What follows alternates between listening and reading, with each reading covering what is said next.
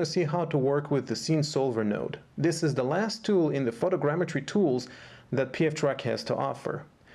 This node will allow us to combine not only the mesh, but also the footage that is part of your course's material. So let's see how to do that. I'm going into my tree view and I'm going to click on the plus sign to create a new page. I'm going to highlight this tree and I'm going to copy it, and here I'm going to paste it. Now I'm going back to my media browser.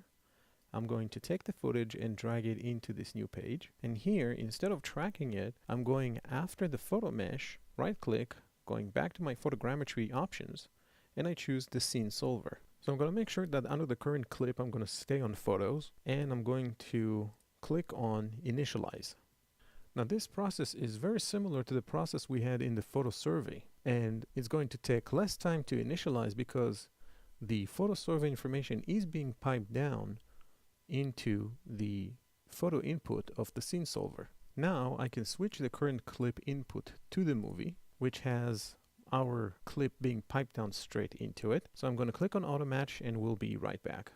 So now that the auto match is done, we can take a look again at our 3D space. We can see our camera has a little bit of translation into it, and it is placed in the right area where the camera was on set. If we take a look at the curve editor, we can see that there is minor translation happening, but the rotation is pretty much the way it should be. So after the Scene Solver, we can go into the export and now export this result into Maya as well. I'm going to connect it to the second output, and it will export not only my camera but also the point cloud. If I connect also the output from the photo mesh, you'll see that under the geometry tab we have the mesh coming all along with it, and under camera 2 we have a path that represents all the cameras together, and you can see that it starts from frame 0 all the way to frame 25. Since we don't need those cameras at the moment, then we can either check separate frames and then it will export it as separate cameras,